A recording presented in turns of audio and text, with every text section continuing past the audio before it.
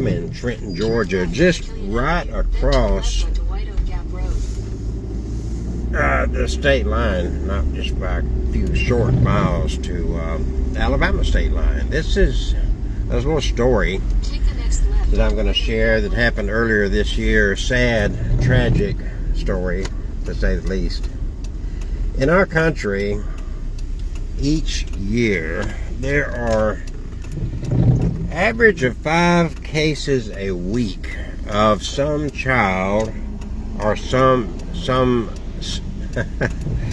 offspring, I say child, adult child and children, that are guilty of patricide and matricide, killing their mother or father, or both. We've got an accident up here as I cruise along, and that's a huge number here. We've had an accident up here as I'm starting this, and I'm going to stop right here and let this emergency vehicle get by, because this does not look good.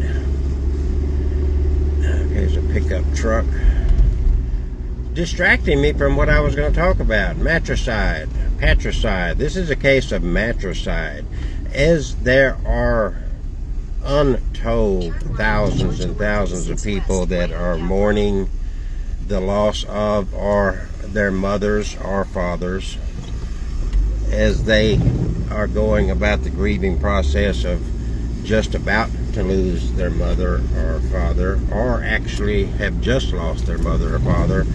There are some 5 incidents on an average a week of where a child, adult or minor, take the life of their parent.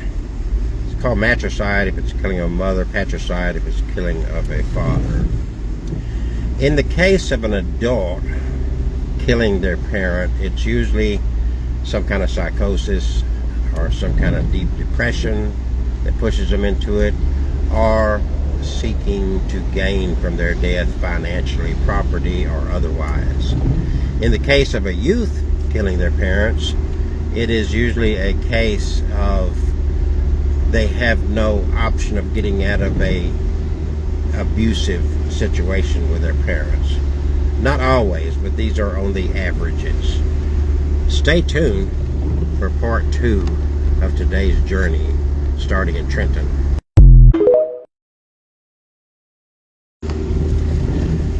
So I'm just up the mountain here from Trenton, Georgia, right within a very close distance of the Alabama state line. 81-year-old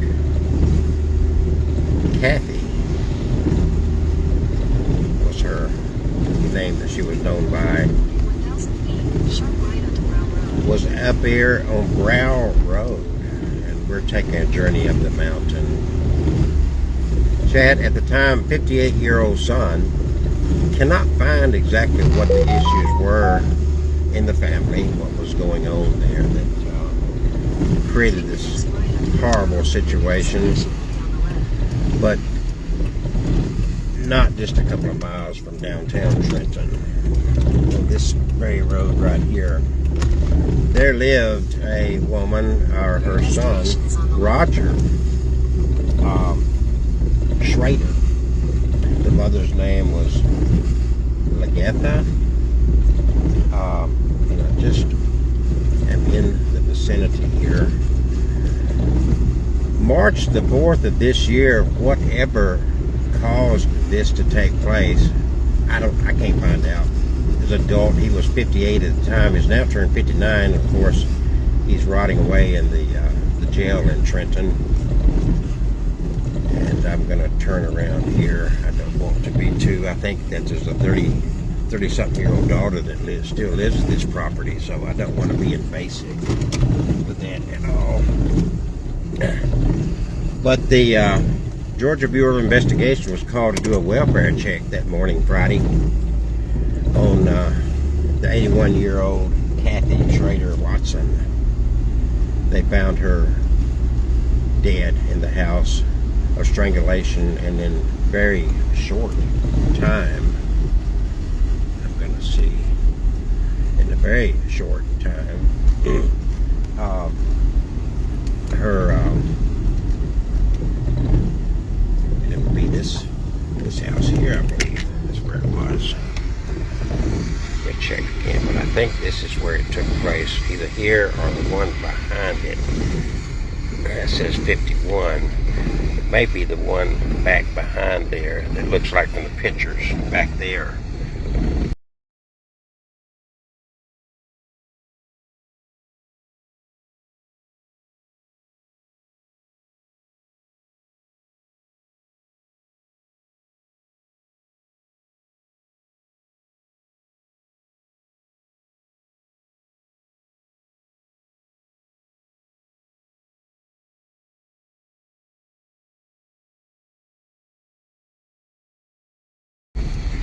But 58-year-old son of this woman, who was described by those who knew her as a kind, gentle soul, loved her family without reservation.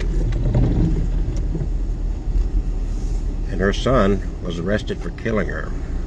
So this 58, now 59-year-old Roger Allen Schrader, and there's a lot of Schraders in this cemetery. I haven't found hers. I'm walking through here. On the evening of Thursday, March the 3rd, at 53 Brow, B-R-O-W Road in Trenton, Georgia, which is just over the line from Alabama, just by a short distance. He decided, for whatever reason, well, on the 3rd, I'm sure that 81-year-old Kathy Schrader Watson did not go to bed that night, thinking that it would be her last night alive, much less thinking that her own 58-year-old grown-ass son would murder her. But that's exactly what happened on the 4th. For whatever reason, it's hard to find a lot of details on it, but for whatever reason, someone had called and they to do a welfare check. There's a lot of Schraders in this cemetery. And Georgia Bureau Investigation came out and found her body in the house there at 53 Brow Road in Trenton. And it did not take them too long, and it's hard to find a lot of the details, but in short order, they determined that her 58-year-old son, Roger Allen Schrader, was the murderer of his own mother. She was, the best I can tell, strangled to death. And I'm looking at anything that looks like a newer grave here to see if I can find. This area is very well populated by Schraders. So anyway, he was arrested, of course, charged with 3 charges, which of course included murder and some kind of assault charge as well.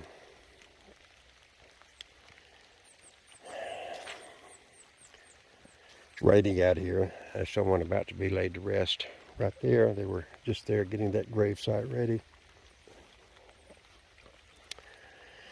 Let's see, a little butterfly came off. I guess I can attach it back right there because of my winds.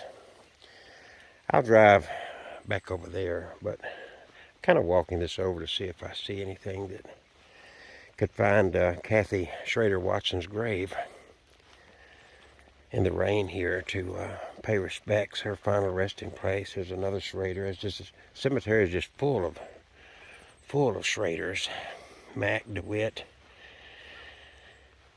They're just not just one place here, but scattered throughout the cemetery.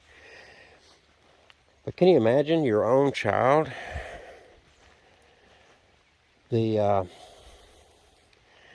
Bobby Marshall Schrader, who, what takes place that you could take the person that whose wound you came out of, who possibly breastfed you and cared for you, nurtured you, comforted you when you were sick, and saw you through your schools and your trials and tribulations of growing up, and then as life progresses, there's some reason that prompts a 58-year-old man to strangle his 81-year-old mother to death. What exactly would motivate that? I cannot imagine. I can see having conflict. I can see not agreeing with your parents for numerous reasons. But to take their life, or to even injure them, or to even threaten them with harm, I cannot fathom.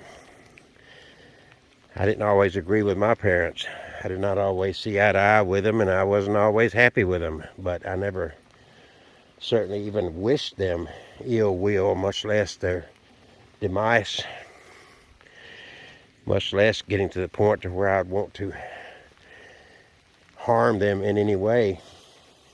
But this piece of shit, Roger Allen Schrader, chose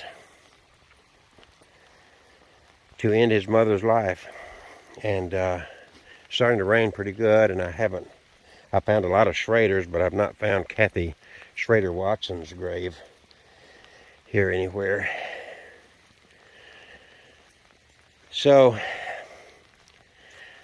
this is where we are, and the sad part about it is, folks, that this isn't rare. This isn't just a one-time deal with one child killing their parent.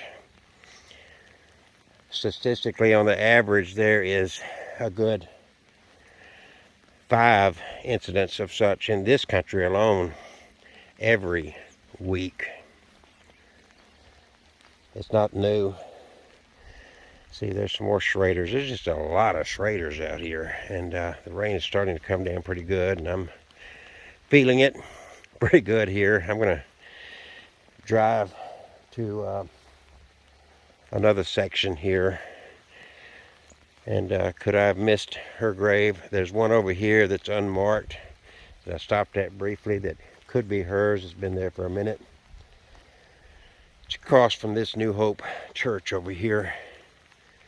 And this, somewhere out here, is where her remains are interred.